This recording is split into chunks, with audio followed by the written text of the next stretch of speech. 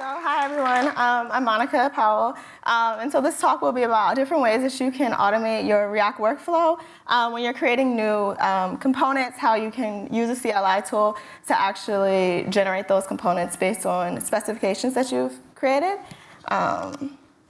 And so yeah, just to introduce myself, my name is Monica Powell. I'm a full stack engineer at Meetup, and I also organize a Meetup group, React Ladies, in New York City, which is for women and non-binary React developers. So if you're ever in New York, definitely come say hi. And then if anyone wants to follow along or later see the talk, there's a link to my slides on my website, as well as there's some repositories that I made on GitHub. So this talk first, though, just go through introductions, how a React app is architectured. One second. What is scaffolding and why you should potentially consider it, different scaffolding options in the React ecosystem, as well as how you can create your own scaffolding tool. So what does a typical React app look like? So there's not necessarily a typical React application, but generally you'll have multiple components. Each component will have files that go with it, for example, testing and translations. And generally, depending on the needs, those files would then be locally scoped to that component. And so here there's an example modified from the React document website of what an application could look like, where you have different folders for different components, but then each component has a lot of different files associated with it. So I found that adding new components can be really repetitive unless you want to memorize syntax and think about relative imports and stuff. And I found I'm always let me find a component that's similar enough, and then just strip out everything that I don't need, and hope it actually compiles. So I wanted to see how can I go about being consistent in terms of how when I create new components without having to always copy paste and then manually change the code that I think needs to be changed for the specific use case. And so I found the answer is templates. So if you ever use Microsoft Word, there's this mail merge software where you have a letter with fill in the blank, the person's name, their address, and then you have another document that has all of their actual information. So generating a component with templates is similar to mail merge, where you have some data and then a template that you want to put it into. So now I'll, I guess, go into that. But first, is it actually even worth the time of creating, trying to automate this? So there's this comic that it shows you how, based on how often you do something and how much time it takes, whether it's worth automating. So it's over 5 years, if something takes 5 minutes, if you save 5 minutes and you do this thing 50 times a day, then it saves you 9 months of time. But if you only do this thing once a year, it'll save you only 25 minutes of time. So just kind of to put in perspective based on how frequently you do something, how much time you're actually saving by automating it, and whether or not it's worth it. But that it doesn't account for example, if the tool is only going to be useful for a year, then this isn't going to help you because it's based off of assuming that it's useful for 5 years. So now I just want to take a step back into what is scaffolding. So scaffolding software is the process of generating starter code based on templates, and really just having the minimal viable product for for whatever you're trying to create. It's not the end solution. You wouldn't be able to actually ship this to production, but just to have enough code that you're okay, I can focus on the business logic and the things that I need to do inside of this. And some benefits of scaffolding are it reduces the time to generate new projects or components, is less error-prone than copy-paste, and really encourages consistency between components. And having an efficient and consistent, having an efficient way to consistently implement standards, it minimizes certain questions. So if someone's new to a project, they might not know where things are, and depending on how you implement scaffolding, you can create it so that people know, okay, this is where components live and such. So some of the questions that scaffolding can answer are, where can I find translations for the component? What's the current source of truth for our code standards? Does every component live in the same folder, etc.? How are components even named? That could be something that scaffolding takes care of. And so now I just want to go over like some of the existing scaffolding tools that exist in the React ecosystem, specifically for ones that focus on like component level scaffolding. So React Boilerplate is a popular tool. So it allows people to quickly create a production-ready application. If you're familiar with Create React App, it's similar. And within React Boilerplate, there's actually a CLI tool where you can generate components and other pieces of a React project. However, depending on like your needs, it could introduce like unnecessary complexity into the project. It's kind of hard to see this, but this is like a video just showing like how the CLI tool works inside of React Boilerplate. So you would type in npm run generate, and it'll actually like, what type of component are you creating? Are you creating like a stateless component or or not a stateless component? And then does your component have translations, etc.? And then it would generate different files based on that. So if you have translations, it would add extra code to actually add those translations. It'll add like a baseline test file, etc. So this is really like the MVP, just to like cover your bases when creating a new component. And so it was hard to see in the previous video, but really, I guess a key point to know is that like if you're creating like a generator, it's not going to be like a one size fits all. You're going to have like different, unless you only want to do like one thing, you're going to have like separate templates or paths based on the type of component that's being created. So foundationally, class components and functional components are different in terms of the syntax. So it might make sense to like really separate those out, like how it is inside of React Boilerplate. And then another scaffolding tool I would say is similar to React Boilerplate. Although I haven't used it, I don't code in React Native, but it's a tool called React Ignite, which focuses on getting you up to speed quickly with building React Native applications. And on their website, they claim that they save developers over 2 weeks on average. So should developers use existing React scaffolding tools? So I would say like the cool thing about a good scaffolding tool is that it really should be designed that it can be easily customized, and you shouldn't have to like compromise on like your standards and such in order to use that tool. So I definitely would encourage if anyone's interested in scaffolding, either to do it from scratch or to tweak an existing scaffolding application like React Boilerplate or React Ignite to fit your needs. And then if you're looking for something more lightweight, there are alternatives. So there's Generact, which if you have like a React application, you can run a command and basically pick a component that you already have existing and like use that as a reference to create a new one. So it's kind of similar to like the copy paste, except you don't actually have to manually do the copy paste.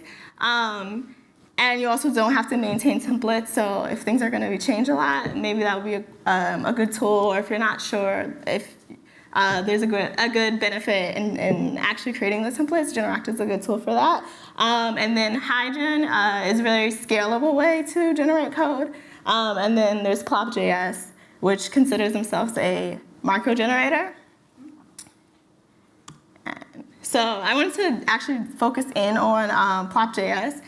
So under the hood, React Boilerplate, for all of the template generation that they're doing, they're using Plop.js.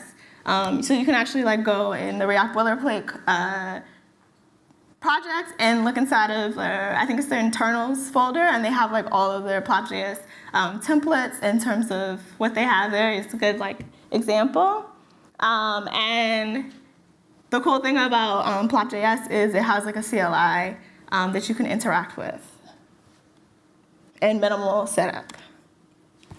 And so plop.js is primarily comprised of two things, which is handlebars and inquire.js. So handlebars is the actual templating language that is being used.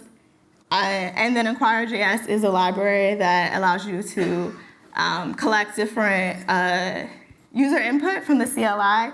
And you can like ask questions. You can have like multiple choice questions, free form, all kinds of like different formats with inquire.js that it like handles how that's displayed in the CLI. So there's this library called React Hawaii. Some of you, I'm sure, have seen it. And it's basically a fun library that generates different that creates different animations. And you would pass in like different props to determine how it looks. So it would be the size, the color, the mood, and then actually whatever the name of the component is. So different components are shaped differently. So I'm gonna walk through how if we wanted to like create a generator so that we could like just create any of these from the CLI tool. So again, yeah, the basic structure is that there's a prop for the size of the component, the mood, and the color, and then you're just importing the component from the library. So when I started making the template for plop, this is what I decided the baseline should be, like having a description of the component at the top of the file, importing React, actually importing the component from React Hawaii. Since we're only using React Hawaii, that from React Hawaii part can be hard-coded. Decided to name the function based off of the mood, as well as which component we're actually using. So this is kind of like the baseline. All of the stuff in curly brackets is going to be replaced based on the user input.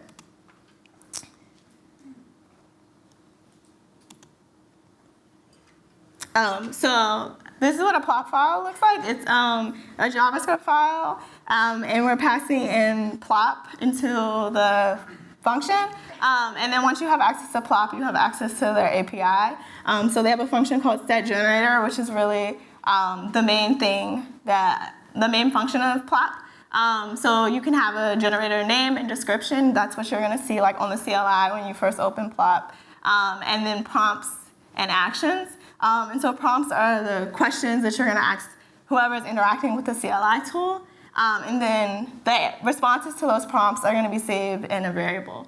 And then actions are what do you actually want to do with the information that you've collected. And so you can edit files, modify files, create new files within the actions part of the plop file.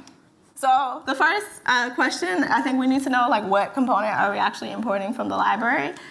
So here is the first part of the plop file. So we're asking, this prompt is just a list. So when the user interacts with the CLI, they're going to see a list of different options. So we're asking which component do you want to use, and then I just listed out all of the available components that are in the library.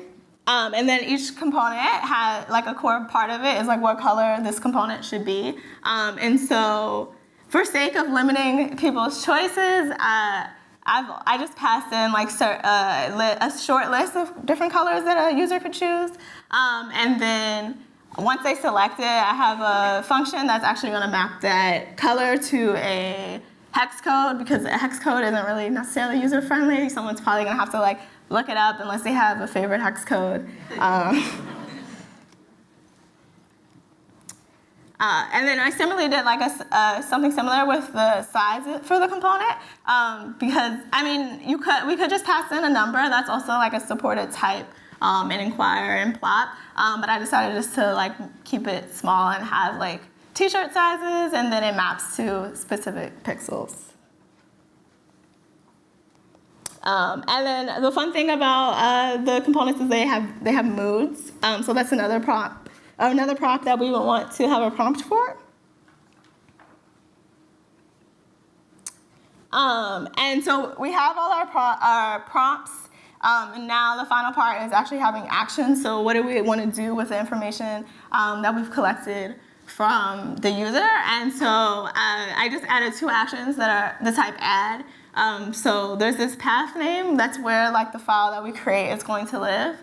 So we're creating a JSX file as well as a test.jsx file. And then there's different templates based on which file we're creating. So we saw the JSX template at the beginning of this part. And so that's just where it's actually getting the structure for the file that it's creating. And then, yeah, this is kind of an abbreviated version of what this, the final file would look like. So at the top, we have our description, all of the prompts, and then the actions.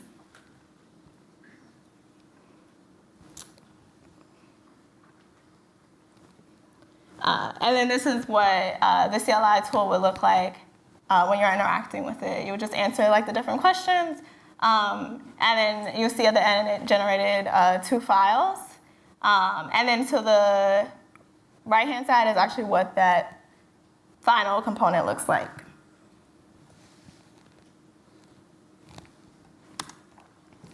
And then the actual file that we generated, this is what it looks like. So instead of all of those curly braces that we saw, the only ones we see now are the ones that we actually need. It's filled in based off of the user input, which component we're importing. The component is called Love Struck Backpack because that's the mood and the component that we selected. And then it has all the other prompts that it needs. And then like the test file, I don't have an example of that, but it would be similar.